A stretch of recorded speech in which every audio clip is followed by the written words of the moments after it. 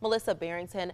Melissa, we might be having some storms tomorrow. Will we see some of those conditions again with the flooding?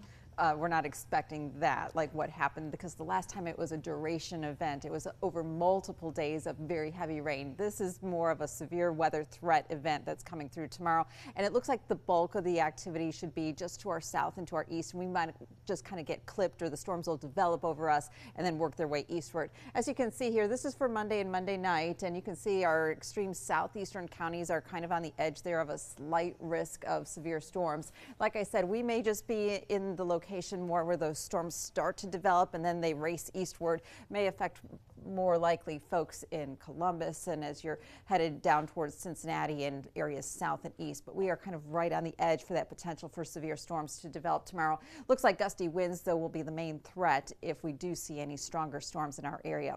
Currently outside, we are starting out with quiet weather conditions on our Bryant Heating and Cooling tower camera, but we are tracking a weak disturbance that's moving through an area of high pressure right now. And you can see it does have some moisture associated with it. We're going to see those clouds increase across the Miami Valley here this morning, and there are some light sprinkles in these darker greens. A lot of this, though, is not reaching the ground. The air mass is too dry, but there are a few reports of some light sprinkles in parts of Indiana here, so we may see a few sprinkles during the morning hours, and our best chances will be for those of you who live further to the north.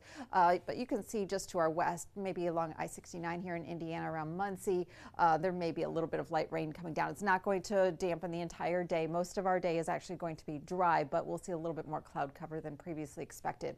Right now, 32 degrees in Troy, 33 in Springfield, 37 currently in Springboro.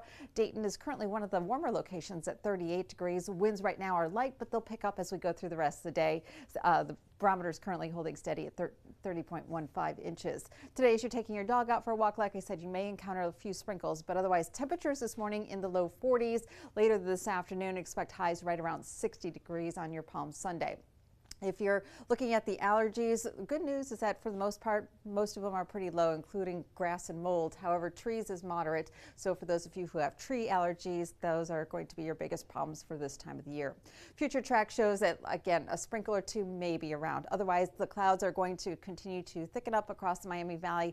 Limited sunshine, and again, we may see a sprinkle or two as we go through the afternoon and evening. But for the most part, many locations staying dry. Tomorrow, though, we'll see a lot of clouds across the Miami Valley again, but tomorrow afternoon we're going to be tracking a cold front, and we may be on the leading edge of where those showers and storms develop, and then they continue to advance their way eastward.